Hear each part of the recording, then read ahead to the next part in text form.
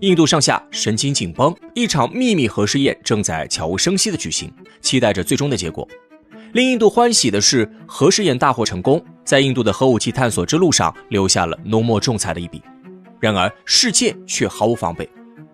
在大多数人看来，贫弱拉垮的印度想要开发出核武器，简直是天方夜谭。毕竟，印度的军工史上确实发生过太多令人啼笑皆非的故事，比如导弹误射巴基斯坦、军机坠毁、自炸潜艇等等。可是，一次意想不到的奇迹却给印度带去了机遇。二战的硝烟炮火让核武器进入了全人类的视野，于是拥有属于自己的核武库几乎是每个国家的心愿。然而，却有一个国家特立独行，说出了不发展核武器的宣言。这个国家就是印度，而这个不一般的承诺与印度领导人尼赫鲁息息相关。1947年，印度正式独立，身为印度的领导者，尼赫鲁对国防领域尤其重视，核武器成为了他关注的核心。比起研究军用核设备，尼赫鲁更愿意发展民用核设备。建国后不久，政府就成立了原子能委员会，让印度成为了核工业领域的佼佼者。但是，尼赫鲁挥舞着和平利用核能的大旗，再三强调印度会优先发展经济，然后再致力于国防。因此，即便研究核能，也是为经济服务。不仅如此，尼赫鲁在国际上也进行了同样的表态。他认为，人类应当限制使用核能，否则终有一日将为自己带来灭顶之灾。在此背景下，无论是核裁军还是禁止核试验，都有充分的必要。尼赫鲁甚至提出，消灭所有核武器才是人类的终极目标。而尼赫鲁为印度所选定的方向，实际上与时代的潮流相契合。当时，2场世界大战已经令全人类疲惫不堪，和平发展成为主流。在战争里，核武器的威力让世界震颤，各国联手约束核武器的心情也相当迫切。因此，尼赫鲁顺应时代，限制军工核武的发展，反倒为印度找到了更好的机遇。由于印度态度积极，不少发达国家都愿意向印度伸出援助之手，协助印度利用核能发展经济。1956年，在英国的帮助下，印度建立了第一个研究型反应堆，开局良好。然而，好景不长，到了60年代，印度国内风向骤变，一场与核武器有关的争论在所难免。需要明确的是，在核武器问题上，印度国内向来就不是一条心，军事上的分歧反馈出政治力量的比拼角逐。从最开始印度政府内部就有一派狂热的核武器支持者，只不过碍于局势，不得不暂时屈服于尼赫鲁。其实，早在1962年，印度内部就爆发过一次激烈争吵。当时，人民联盟公开与尼赫鲁唱起了反调，要求重新评估国防政策，扩充军备。换言之，就是得发展属于印度的武装和力量。除了人民联盟之外，无论是执政的国大党，还是其余在野党，都有着各自的想法，难以形成统一意见。到了1963年，争论持续升级，身为领袖的尼赫鲁不得不站出来发声。在3月25号的公开演讲里，尼赫鲁再三强调，印度从发展核能的第一天起就决定不制造核武器。尽管如此，印度国内的反对声浪依旧强大。其实，印度核武器政策的转变与中国有一定联系。60年代正是中国核能研究飞速发展的黄金时代，印度收到风声，知晓中国正在研究原子弹，便一下慌了神。众所周知，印度始终将中国视为头号竞争对手，哪怕中国已经多次表明了和平崛起的愿望，印度依旧不依不饶，想要与中国一较高下。在面对中国时，印度总有几分心虚，毕竟中印存在着领土纷争，而印度又不占理，因此印度总是疑神疑鬼，怀疑中国开发核武器对付自己。实际上，当时中印两国所处的国际环境完全不同，无法放在一起比较。中国研究核武器更多是为了自保，而印度并未面对国际上的压力，缺乏研究核武器的正当动力。正因如此，尽管国内各方势力蠢蠢欲动，但尼赫鲁还是基本镇住了场子。可是尼赫鲁的能量毕竟有限，无法永远充当印度这艘巨轮的船长。尼赫鲁时代结束后，印度对于核武器的野心也慢慢显露，其中有一位关键人物名叫瓦杰帕伊。瓦杰帕伊是印度人民党的重要人物，而在印度的众多政党里，人民党是核武器的最狂热追随者。不管地区战略环境如何，人民党的诉求始终清晰，就是要在印度发展核武器，甚至哪怕在全球最反对核武器的那段时间里，人民党也高喊发展核武的口号。尼赫鲁去世后，他们迎来了尽情发挥的舞台。1985年，人民党在党内通过了一项发展核武器的决议，正式以文件形式明确了党派的纲领。1998年，在参与印度大选时，发展核武器更是人民党的一大卖点。人民党承诺一旦当选就重新评估印度的核武政策，让印度尽快拥有核武器。最终，人民党如愿以偿获得了执政权，印度的核武之路逐渐公开透明。仅仅在大选获胜的2个月后，人民党就兑现了自己的诺言。因此1998年也成为了印度核武器发展历程上最重要的一年。1998年，印度领导人瓦杰帕伊的一席话震惊世界。瓦杰帕伊公开表示，从今往后印度就是拥核国家，并且进行了多次公开核试验。不久后，他还组建了印度国家安全委员会，该委员会最重要的任务之一就是制定核战略理论原则。世纪之交，印度的核武器发展如同开挂一般，一路高歌猛进。2003年，印度政府发布了战略性文件，彻底确立了核武器在印度国防中不可撼动的地位。然而，印度的高调很快就引起了国际社会的不满，毕竟在当时，不扩散核武器已经成为了一种国际共识，更代表着人类未来发展的方向。因此，联合国并不认可印度的拥核国家身份，并且对印度核试验给予了谴责。西方大国更是团结一心，集体制裁印度。尽管如此，印度依旧没有放弃。在技术上，印度持续开发核武器，从不曾懈怠；而在外交上，印度更是放低姿态，想方设法改善与各国的关系，高举和平利用核能的旗帜，试图令各国放心。最重要的是，印度另辟蹊径，不再执着于合法身份，转而与各国展开核开发合作。事实证明，印度的这一举动取得了极大的成效。在外交的强力攻势下，西方各国态度大转变，其中美国更是在2005年率先与印度展开了民用核能的联合项目。但实际上，印度醉翁之意不在酒，刻意混淆民用与军用的界限，让本国的国防力量更上一层楼。归根结底，印度之所以能发展核武器，主要有2重原因。就国内而言，印度有科技基础，在原子能领域，印度拥有着一批优秀的国防科学家与战略分析家，如印度核项目的奠基人霍米巴巴，还有核武战略家萨布拉曼亚。尽管尼赫鲁没有带领印度发展军用核武，但是他的各项政策实际上为军用核武留下了一个口子。民用核武的发展自然会对军用核武产生积极影响。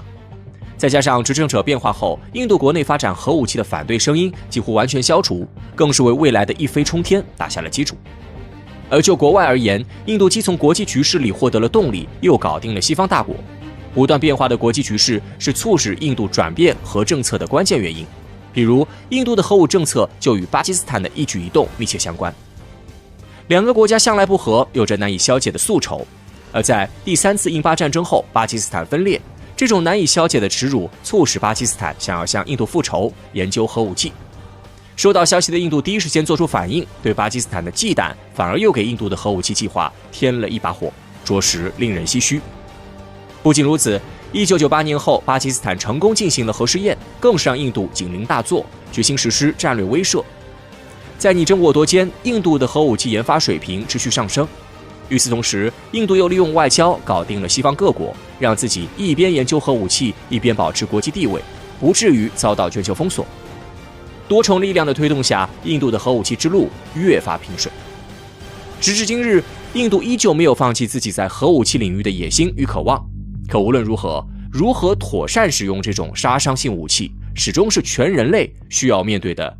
共同课题。西方人突然发现，似乎中国人对世界大战的理解与他们不一样。每一次的战争都曾改变局势的发展，战争作为政治的延续，承担着决定重新分配利益主导权的作用。战争的双方往往是代表了2个利益团体的剧烈碰撞。在中国历史上，每一次战争的背后都是国家力量的不断转变。在人类的历史上，迄今为止已经发生了2场世界大战，深刻地改变了历史的进程。而从某种程度上，可以将2次世界大战视为世界格局的重新洗牌。2次世界大战之中，多国剧烈冲突，导致了人口的大量损伤，人类文明遭受前所未有的浩劫。但是随着近年来西方人的研究不断深入，他们发现中西方对于曾经深刻改变世界的世界大战的认识有着截然不同的看法。对于西方而言，世界大战的爆发无非就是世界主导权的重新洗牌。在西方世界中，有着一个共同的精神主体——基督教，在所谓上帝的光环下，都可以算上帝的子民。在有着共同精神文明内核的前提下，不同国家之间都将彼此视为自己人。无论战争发生到何种境地，总是有重归于好的那一天。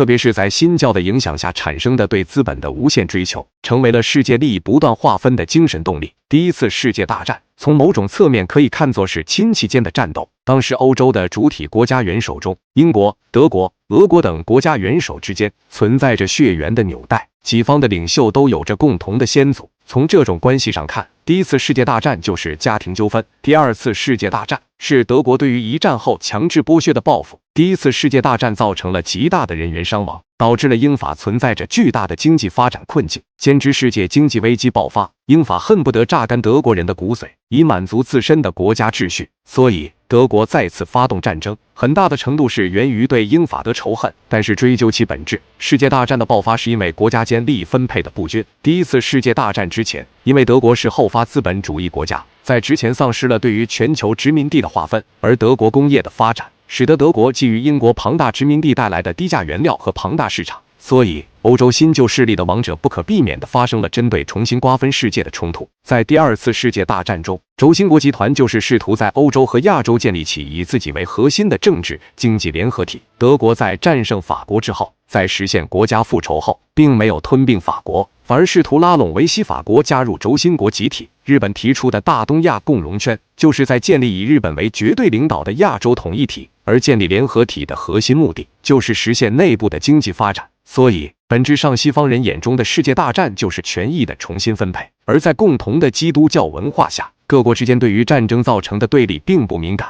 所以第二次世界大战后，在德国深刻反思战争之后，依然能够被西方接纳，同时成为欧盟建立的主导国家。中国眼中的战争，民族救亡图存。对于中国而言，世界大战就是列强试图重新分配在华利益的过程。近代以来，中国的历史核心主题就是救亡与图存。自1840年鸦片战争以来，中国开始沦为半殖民地国家。清代的闭关锁国造成了中国的长期落后，这也给列强侵略中国带来了便利。在列强的轮番侵略下，中国成为了他们的商品倾销地。事实上，中国也曾试图利用世界大战来改变自己的地位。在第一次世界大战中，中国政府就曾争论是否要派遣军队参与欧洲战场，最终的决定是派遣劳工。但是在中国劳工付出了巨大的汗水和牺牲后，在巴黎和会上，列强撕毁了战时的协议，将中国的利益重新瓜分。在第二次世界大战后，美国同中国签订的协议中规定了中美双方开放市场和港口。当时的中国是完全没有能力进入美国市场，这个所谓的双方开放，实质上就是中国对美国完全敞开大门，这就是实质上的帝国主义。在西方人的眼中，中国没有强烈参与到世界大战中，自然也就没有权利参与利益分配。但是第一次世界大战中，中国劳工冒着炮火，付出了巨大的牺牲，保证了英法两国的物资供应和工事修建。在第二次世界大战中，中国战场付出了巨大的牺牲，牵制了日本大量兵力，使得日本不得不延长战线。中国对世界大战的胜利付出不可忽视，而西方的认知更多是源于精神和文化的偏见。对于西方而言，中国在信仰上始终是外人，西方信仰的基督教文化在中国并不被接纳。对于那时的中国人而言，基督教中宣传的原罪教义，对于信奉清白的中国人民来说是不可接受的。所以说，西方人眼中世界大战只是基督教国家内部的纷争，而对于中国来说，世界大战就是灭族亡种的斗争。中国人和西方人对世界大战的差异所在，帝国与国家治理观念的不同定义。中西方对于世界大战的不同认知，原因是多样的，而在其中，中西方对于帝国不同的认知与国家治理的不同理念是重要的因素之一。在西方的语境下，